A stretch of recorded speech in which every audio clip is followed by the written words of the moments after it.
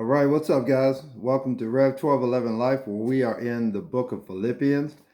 And this chapter 3 has been so full of such encouragement and just telling us how to walk this faith walk out. And it's just been amazing what Paul has been dropping these nuggets on the church of Philippi. And he's telling them, he's warning them, not warning, actually he is, but he says, as we try to attain the goal, as he talked about in the previous verses, how do we get to be more like Jesus? How are we trying to attain that kind of power, the resurrection power of Jesus Christ? So he says, brothers, this is verse 17, brothers, join in imitating me and keep your eyes on those who walk according to the example you have in us. For many, whom I have often told you, and now tell you even with tears, walk as enemies of the cross of Christ. Their end is destruction, and their God is their belly, and they glory in their shame, with their mind set on earthly things. Wow, and that's really good because as he talks about, he says, follow an example. Follow the leaders, the ones who are walking this thing out. So many times we get so enamored with celebrity, entertainment figures, people we don't even know, or even civic leaders, we don't even know them. We don't know their walk. We don't see that daily, but there are people around us all the time that are prime examples of how to walk this thing out and how to live more like Jesus. But he's telling them, he said, follow those people. Don't follow the ones that he talks about. He said there's many that are not walking according to the cross.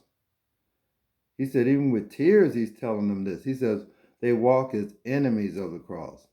And these are people that we look up to sometimes, but they're not following the cross of Christ. They're following us. Matter of fact, he tells them, he says, their end is destruction because what?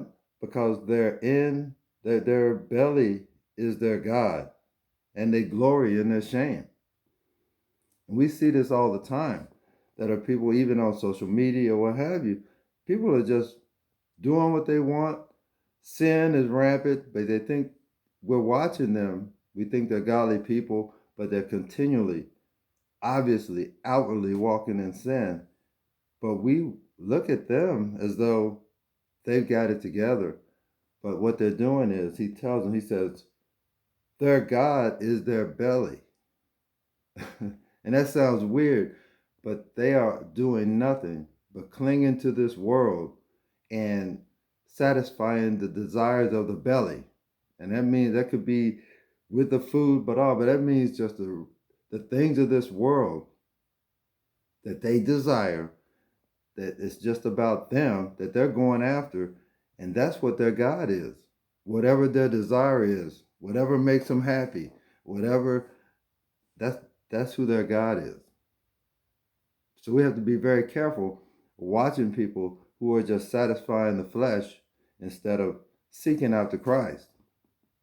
So he says that their mindset is on earthly things. And all the earthly things that we chase are going to burn up, and they are simply not going to matter. So as Paul talked about even before this chapter, he talked about his education, his background, all these things. So, and even all the things we attain on this earth, this earthly things, they're simply not going to matter. But it's attaining Christ. Knowing Christ is what's most important for him. And he says, there's a song that even says it. It says, keep your eyes upon Jesus. Keep your eyes upon Jesus. Look full on his glorious face.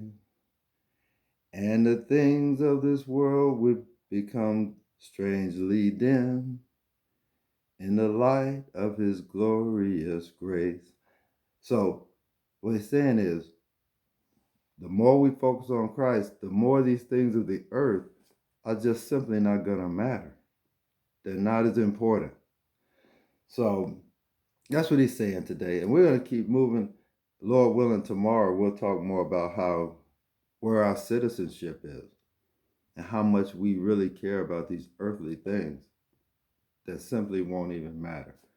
And by the way, I'm sure I sang that song wrong, but I hope you got the message. So God bless you guys. Take care.